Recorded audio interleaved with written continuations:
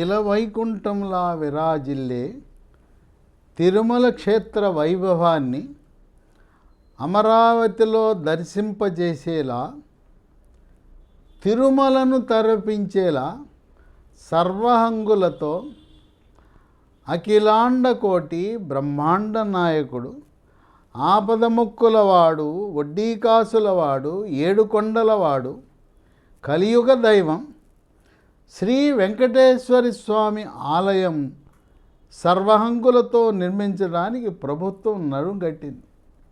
2018లో ఆనాడు చంద్రబాబు నాయుడు వెంకటపాలెం వద్ద seed access రోడ్డుకి కృష్ణా కరకట్టకు మధ్య 25 ఎకరాలు కేటాయించి అప్పుడు 150 కోట్ల రూపాయల నిధులను టీటీడీ బోర్డు ఖర్చు పెట్టేలా ఏర్పాట్లు జరిగినాయి.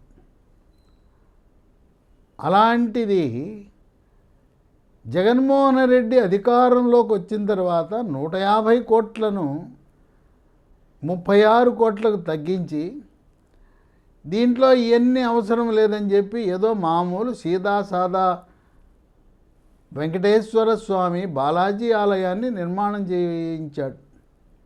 అయినా కూడా ఇప్పుడు మీరు ఎవరైనా వెళ్ళి చూడండి, వెంకటపాలెం దగ్గర ఉన్న శ్రీవారి దేవాలయంలో భక్తులు కిటకిటలాడిపోతున్నారు. అంటే అది దేవుని యొక్క మహిమ. దేవుడిని ఆయన తక్కువ అంచనా వేశాడు జగన్మోహన్ రెడ్డి ముఖ్యమంత్రి. మళ్ళీ చంద్రబాబు నాయుడు అధికారంలోకి రాగానే ఆనాడు 150 కోట్లు అన్నాడు. ఇప్పుడు 36 కోట్లతో నిర్మించిన దేవాలయానికి అదనంగా మరొక 185 కోట్లు వెచ్చించి తిరుమలని మైమరిపించేలా, ఇది మనం ఎక్కడున్నా వెంకటపాలెంలో ఉన్నామా తిరుమలలో ఉన్నామనే విధంగా సర్వహంగులు అక్కడ ఏమున్నాయో అన్నీ కూడా ఇక్కడ ఏర్పాటు చేసి ఆ దేవదేవుని శ్రీవారి ఆలయం నిర్మాణం చేయబోతూ ఉన్నారు. అక్కడుండే సదుపాయాలు పూర్తిగా అన్నీ కూడా ఇక్కడ అమరావతిలో వెంకటపాలెంలో కూడా ఏర్పాటు చేస్తున్నారు. ఇప్పుడు కట్టిన దేవాలయానికి అదనంగా హంగులు సమకూరుస్తున్నారు. టీటీడీ బోర్డుకి ఆదేశాలు ఇచ్చారు. పనులు ప్రారంభమైనవి, శరవేగంతో జరుగుతాయి. 1 సంవత్సర కాలంలో వెంకటపాలెంలోని శ్రీవారి ఆలయం యొక్క రూపురేఖలు మారిపోయి మనము తిరుమలలో ఉన్నామా వెంకటపాలెంలో ఉన్నామని అనుమానం వచ్చేలా భక్తులు వాళ్ళు అటువంటి ఆ ప్రాప్తి మన ఆంధ్రప్రదేశ్ రాష్ట్రానికి కలగబోతూ ఉంది. ఏమేమి జరగబోతున్నాయి అభివృద్ధి కార్యక్రమాలు శ్రీవారి ఆలయానికంటే, మొట్టమొదటిది భారీ ప్రాకారం నిర్మాణం చేయబోతున్నారు. 2 ప్రధాన ద్వారం వద్ద 7 అంతస్తులతో మహారాజ గోపురాన్ని నిర్మాణం చేస్తున్నారు. 3 దిక్కుల్లో 5 అంతస్తులతో గోపురాలు, 4 మాడవీధులు, 5 పుష్కరిణి, 6 స్వామివారికి నిత్య కైంకర్యాలు, 7 లోపల ప్రాకారానికి వెలుపల ప్రాకారం కూడా నిర్మాణం జరగబోతూ ఉంది. ఇక 8 వెలుపలి ప్రాకారానికి తూర్పున మహారాజ గోపురం, పశ్చిమ ఉత్తర దక్షిణ దిశల్లో రాజగోపురం అక్కడ తీర్చిదిద్దబడుతూ ఉంది. 9 కళ్యాణోత్సవ ఉత్సవ మండపాలను 84 కోట్లతో నిర్మాణం చేస్తున్నారు. 10 అర్జిత సేవల మండపం, అద్దాల మండపం, వాహన మండపం, రాధా మండపం, ఆంజనేయ స్వామి ఆలయం, పుష్కరిణి నిర్మాణం ఇవన్నీ జరగబోతూ ఉన్నాయి.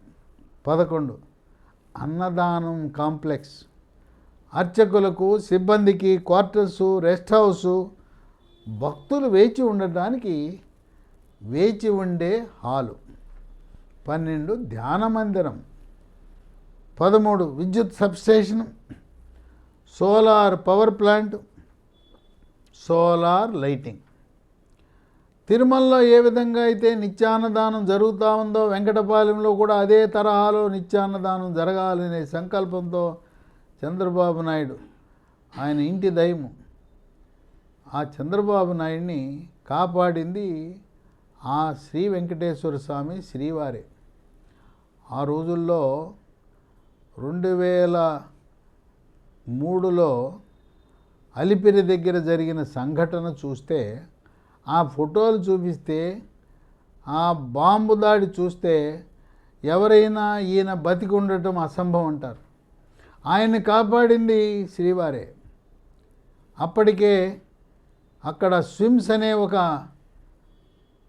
సూపర్ స్పెషాలిటీ హాస్పిటల్ని చక్కగా రూపుదిద్ది అన్ని హంగులతో ఏర్పాటు చేయించారు చంద్రబాబు నాయుడు.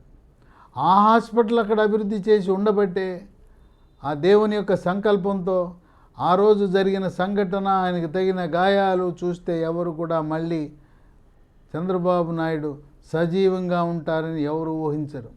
అందువల్ల ఆనాటి నుంచి అపారమైన నమ్మకంతో, విశ్వాసంతో నన్ను కాపాడి మళ్ళీ తిరిగి ప్రజలకు సేవ చేయడానికి అవకాశం ఇచ్చిన ఆ దేవదేవుడు, భగవంతుడు, శ్రీవారు శ్రీ వెంకటేశ్వర స్వామి అంటే అపారమైన భక్తితో ప్రతి సంవత్సరం కూడా పుట్టినరోజు, మనవడి పుట్టినరోజు సందర్భంగా నిత్యాన్నదానానికి ఇతోధికంగా విరాళం ఇవ్వటం, ఆలయ అభివృద్ధికి ఒక రకంగా చెప్పాలంటే రాజకీయాలకు అతీతంగా అక్కడ దైవ సంకీర్తనతో నిబద్ధత కలిగిన అధికారులను నియమిస్తూ పూర్తి విశ్వాసము కలిగిన వ్యక్తులను బోర్డు మెంబర్లుగా పెడుతూ ఆలయానికి జాతీయ స్థాయిలోనే కాదు అంతర్జాతీయ స్థాయిలో ఒక పేరు ప్రతిష్టలు వచ్చేలా ఆయన చర్యలు తీసుకోవటం అనేది విశేషం.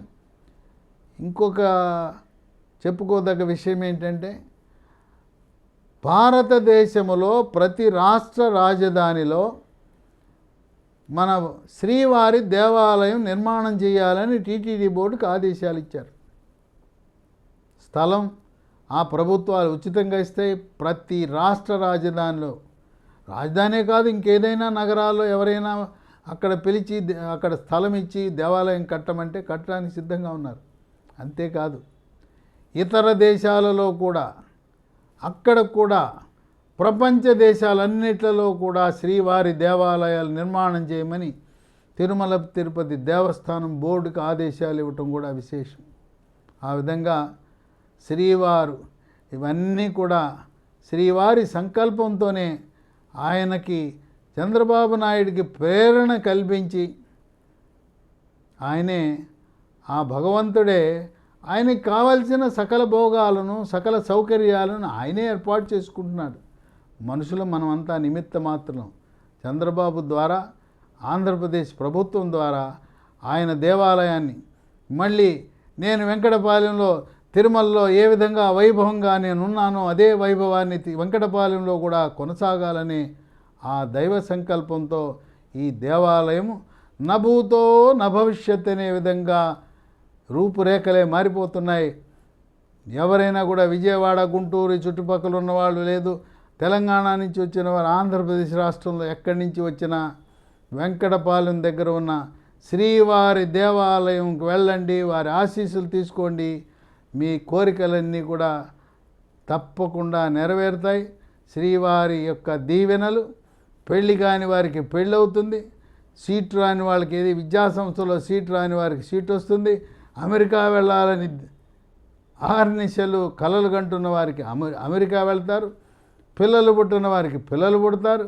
ఒకటేంటి, మీరు స్వామివారిని పూజించి మీ కోరికలు వారికి విన్నవించుకుంటే మీ సంకల్పం అన్నీ కూడా వాస్తవమవుతుంది, నిజమవుతుంది, మీ కోరికలు ఫలిస్తాయి.